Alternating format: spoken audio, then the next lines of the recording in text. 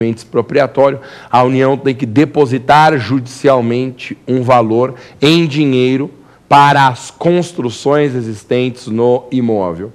Se essas construções se enquadrarem como benfeitorias úteis e necessárias, o valor será pago em dinheiro.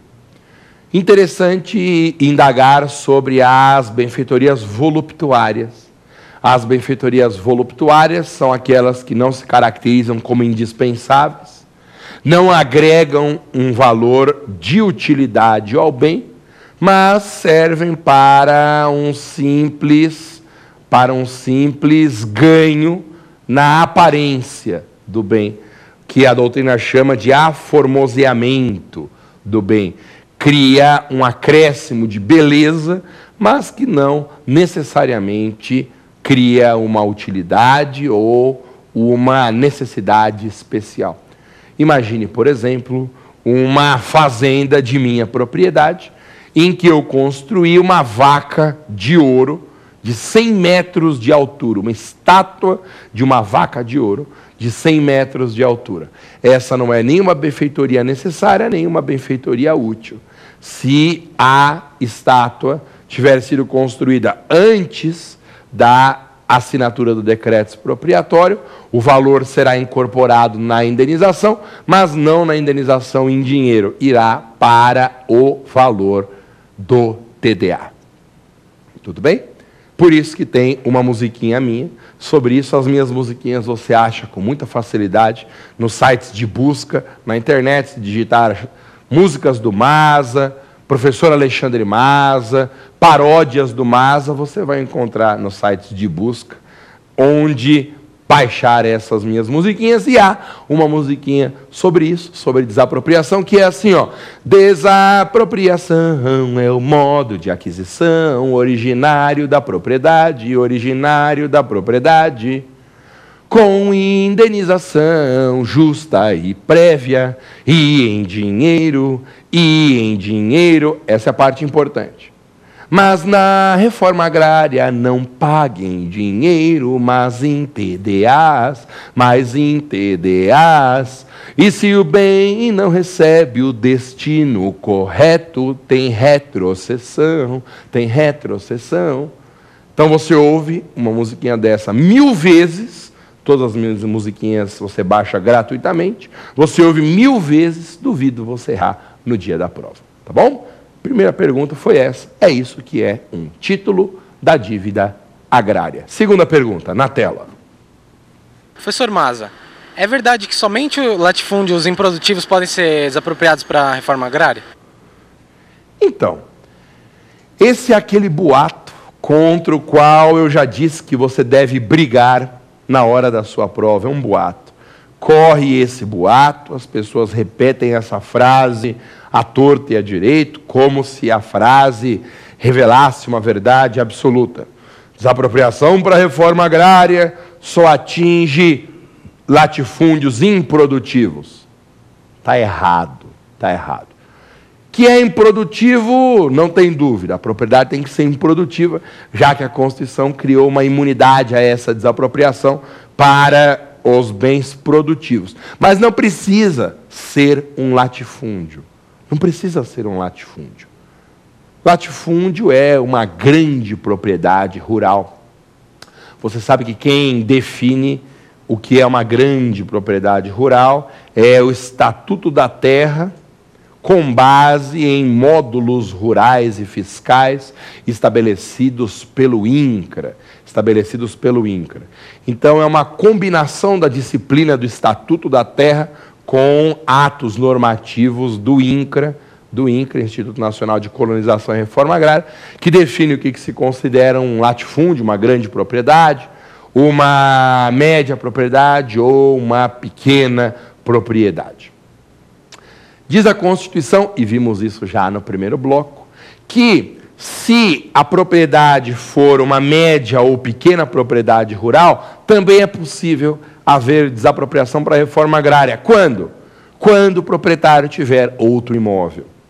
Isso porque, ao definir uma das imunidades contra o poder expropriante da União em relação às propriedades rurais improdutivas, que descumpram a função social, a Constituição diz que não pode ser desapropriada, é insuscetível de desapropriação para a reforma agrária, a média e pequena propriedades rurais, desde que o proprietário não possua outra propriedade.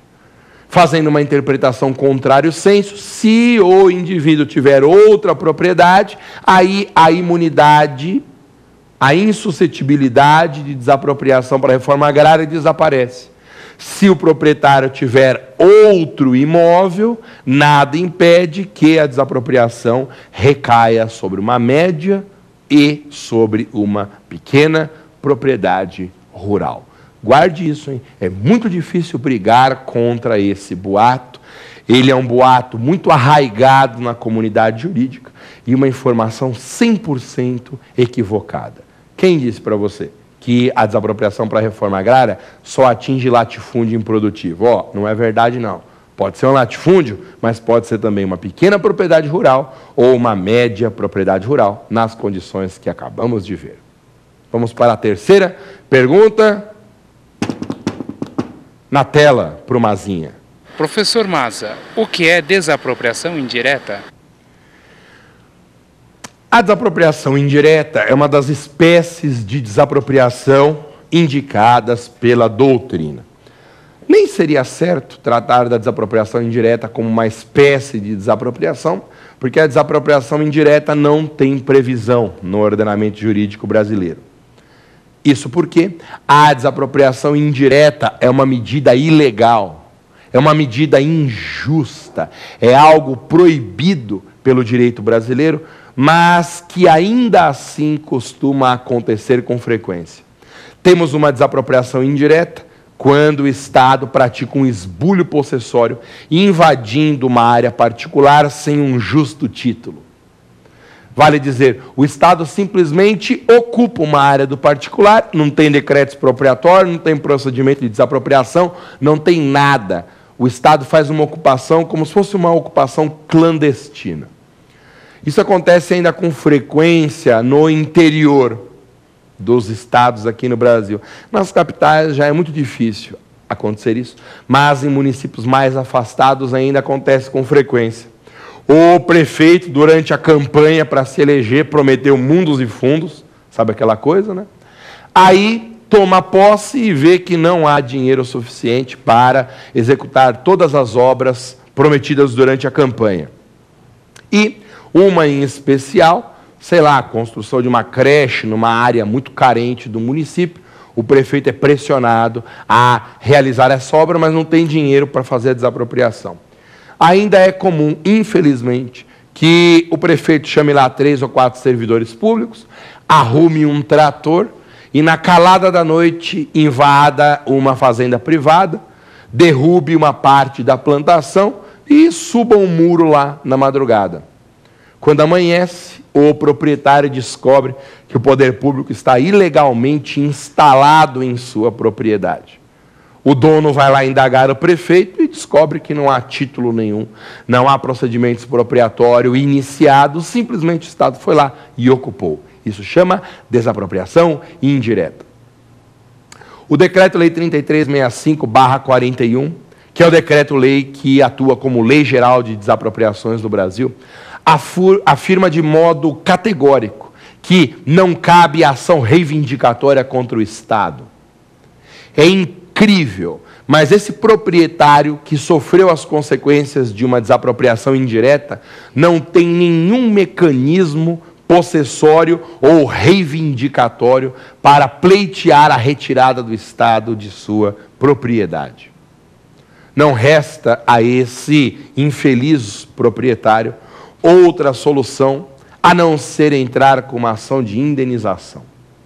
Essa ação é muito comum na prática e é chamada de ação de indenização por desapropriação indireta. O problema é que demora para a questão se resolver. Você pega, por exemplo, em uma comarca como a aqui de São Paulo, para a produção de uma sentença, num caso como esse, talvez demore de 5 a 10 anos, aí consegue a sentença e depois ainda vai para a fila